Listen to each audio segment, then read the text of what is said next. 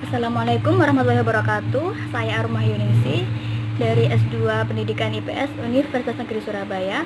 Di sini saya akan mempresentasikan hasil review buku Ekonomi Pembangunan yang ditulis oleh DRS Subandi MM, diterbitkan oleh Alpha Beta pada tahun 2019 cetakan ke-5. Buku ini berjumlah 11 bab dan 230 halaman.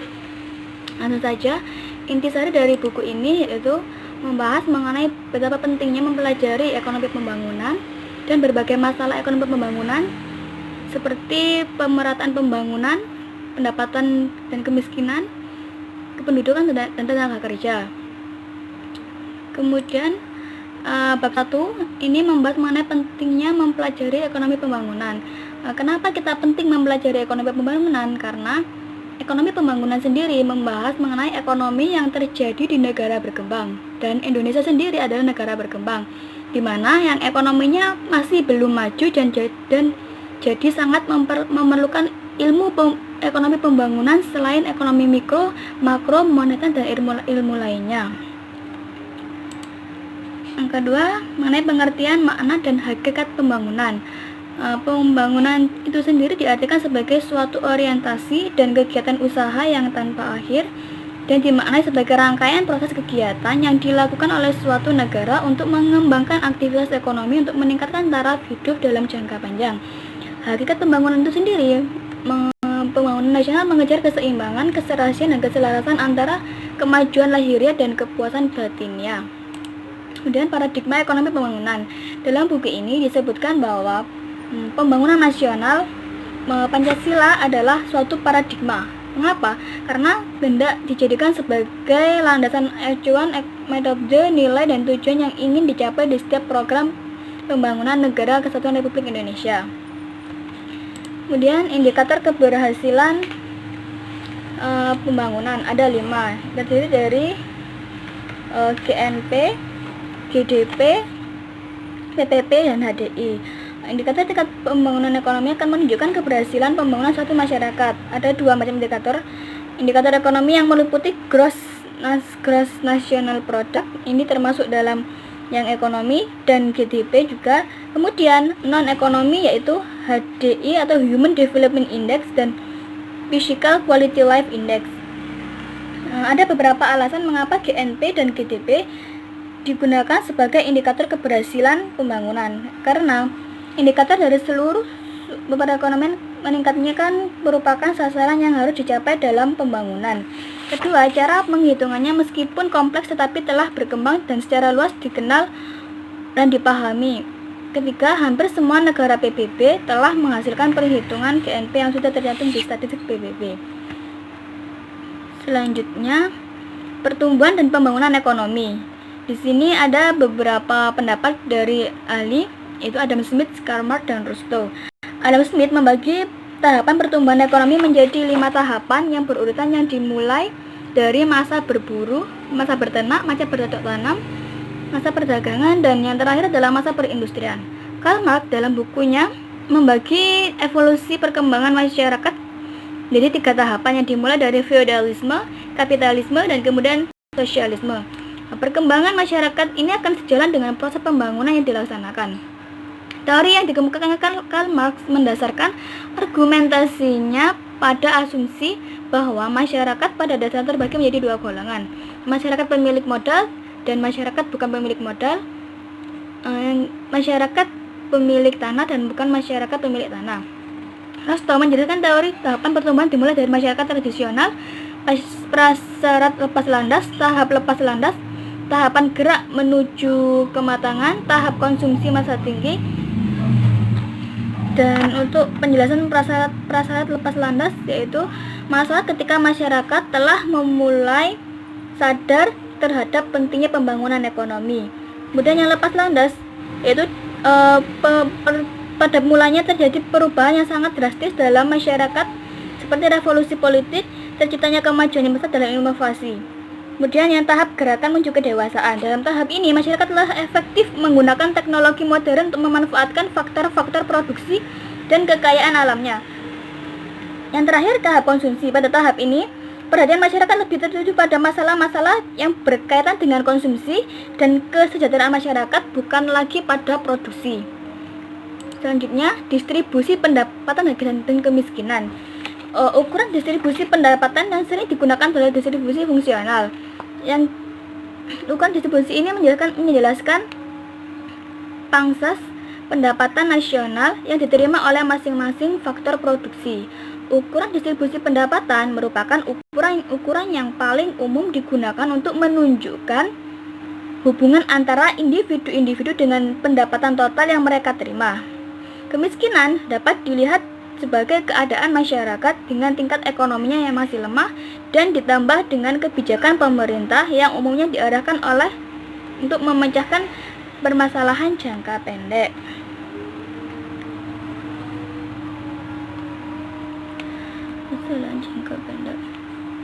Ada 3 penyebab kemiskinan yang dipandang dari sisi ekonomi, yaitu kemiskinan yang muncul karena adanya ketidaksamaan pola kepemilikan sumber daya sehingga menimbulkan distribusi sumber daya yang timpang. Kedua, perbedaan sumber daya manusia, dan yang ketiga, perbedaan akses dalam modal. Sedangkan kemiskinan dapat diukur dengan memperoleh kebutuhan dasarnya. Yang selanjutnya mengenai pertumbuhan ekonomi dan pemerataan. Pertumbuhan ekonomi suatu negara dipengaruhi oleh akumulasi modal, termasuk suatu investasi yang berwujud tanah, pertanian fiskal, dan sumber daya manusia. Di samping pertumbuhan penduduk dan kemajuan teknologi. Dengan pertumbuhan ekonomi yang pesat di negara-negara berkembang, maka pertumbuhan dan informasi dalam bidang pendidikan juga berlangsung sangat cepat.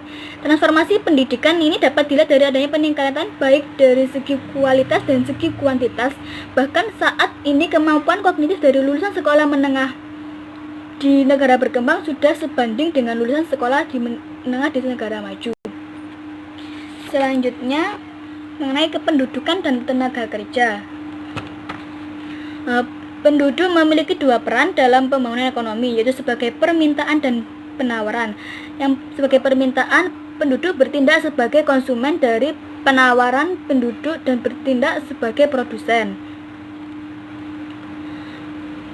Tingkat pertumbuhan penduduk yang tidak diimbangi dengan peningkatan lapangan kerja maka akan menimbulkan permasalahan bagi negara yang sedang berkembang, yaitu untuk meningkatkan kesejahteraan masyarakat, di mana pembangunan yang semakin pesat di negara-negara berkembang maka akan menyebabkan perpindahan penduduk dari desa ke kota. Mengapa? Karena penduduk dari desa ingin mendapatkan pekerjaan di kota. Oke, selanjutnya akan membahas mengenai pembangunan ekonomi di Indonesia. Setelah tahun 1967 dan seterusnya, kondisi di Indonesia mulai berubah, di mana berbagai permasalahan mulai diusahakan untuk diselesaikan dengan program rehabilitasi dengan skala prioritas sampai dengan dilaksanakan Rapelita 1 sampai Rapelita 6 serta konsep menuju tinggal landas. Di mana teori Rostow sangat berpengaruh terhadap kebijakan pembangunan di Indonesia. Hal ini tercermin dari rumusan titik berat pembangunan dalam Rapelita 1 mengenai pembangunan pada sektor pertanian dan industri yang mendukung sektor pertanian. Kemudian Rapelita 2 mengenai sektor pertanian dengan meningkatkan industri yang mengolah bahan pangan mentah menjadi bahan baku.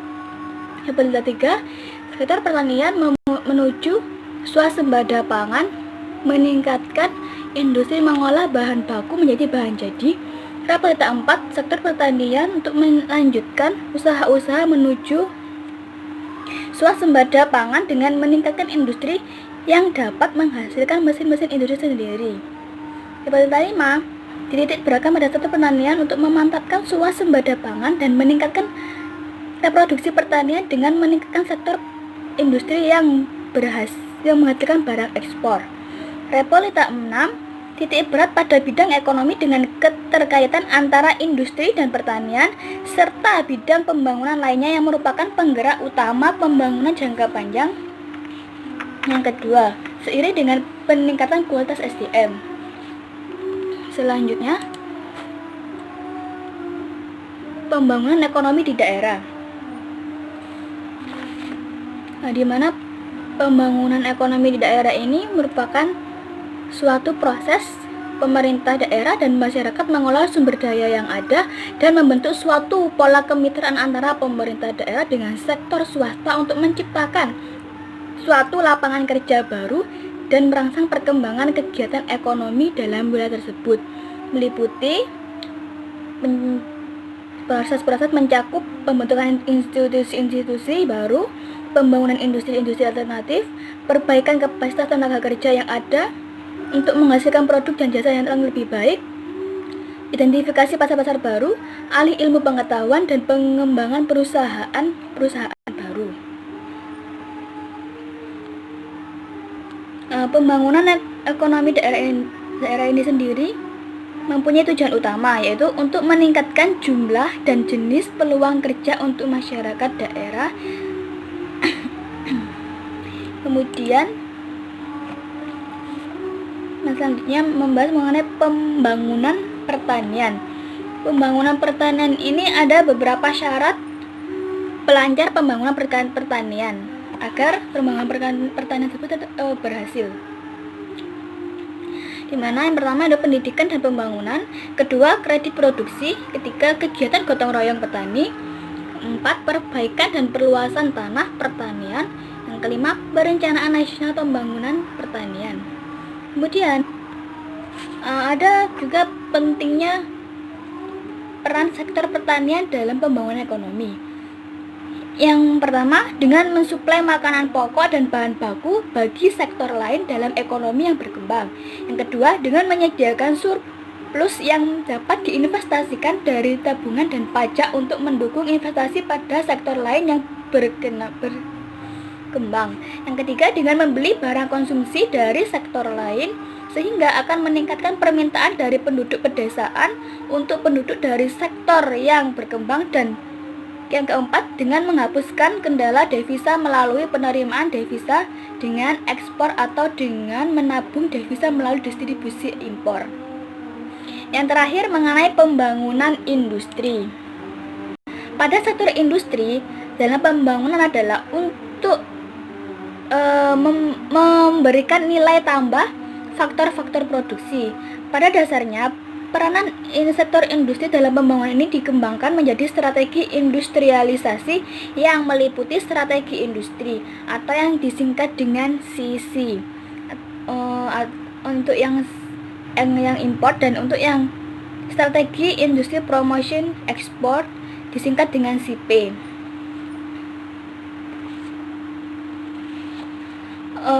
Ada beberapa syarat agar CC dan CP ini berjalan dengan lancar. Yang pertama, untuk yang CC, sumber daya alam dan faktor produksi harus cukup tersedia. Yang kedua, potensi permintaan dalam negeri memadai. Yang ketiga, sebagai pendorong perkembangan industri dari dalam. Kemudian untuk yang CP, yang ekspor, pasar harus menciptakan sinyal harga yang seimbang. Kemudian tingkat produksi impor harus lebih rendah. Yang ketiga, nilai tukar harus realistik. Dan yang terakhir adalah ada insentif peningkatan ekspor. 11 bab tersebut sudah saya jelaskan. Dapat disimpulkan bahwa pembangunan ekonomi adalah suatu proses kenaikan pendapatan total dan pendapatan per kapita dengan memperhitungkan adanya pertambahan penduduk, dan ada perbedaan antara pertumbuhan ekonomi dan pembangunan ekonomi, di mana pertumbuhan ekonomi keberhasilannya lebih bersifat kualitatif, yaitu adanya kenaikan dalam standar pendapatan dan tingkat output produksi yang dihasilkan. Sedangkan pembangunan ekonomi lebih bersifat kualitatif, bukan hanya pertambahan produksi tetapi juga terdapat perubahan-perubahan dalam struktur produksi dan alokasi input pada berbagai sektor perekonomian seperti dalam lembaga pengetahuan sosial dan teknik. Kemudian ada 3 elemen penting yang perlu diperhatikan dalam pembangunan ekonomi. Yang pertama, pembangunan sebagai suatu proses, di mana bahwa pembangunan merupakan suatu tahap yang harus dijalani oleh setiap masyarakat atau bangsa. Sebagai contoh, manusia yang mulai lahir tidak langsung menjadi dewasa. Tetapi untuk menjadi dewasa harus melalui tahapan-tahapan pertumbuhan. Demikian pula, setiap bangsa harus menjalani tahap-tahap perkembangan untuk menuju kondisi yang adil, makmur, dan sejahtera. Yang kedua, pembangunan ekonomi sebagai suatu usaha untuk meningkatkan pendapatan per kapita sebagai suatu usaha pembangunan merupakan tindakan aktif yang harus dilakukan oleh suatu negara dalam rangka meningkatkan pendapatan per kapita. Yang ketiga, peningkatan pendapatan per kapita harus berlangsung dalam jangka panjang, di mana suatu perekonomian dapat dinyatakan dalam keadaan berkembang apabila pendapatan per kapita dalam jangka panjang cenderung mengalami peningkatan. Hal ini tidak berarti bahwa pendapatan per kapita harus mengalami kenaikan terus-menerus. Misalnya, suatu negara terjadi musibah bencana alam atau kekacauan politik, maka mengakibatkan perekonomian negara tersebut mengalami kemunduran seperti yang terjadi saat ini. Hampir semua negara terjangkit oleh wabah COVID-19, termasuk Indonesia. Nah, maka secara tidak langsung pendapatan seluruh negara akan mengalami penurunan. Hal ini tidak bersifat seterusnya, namun ini hanya bersifat sementara.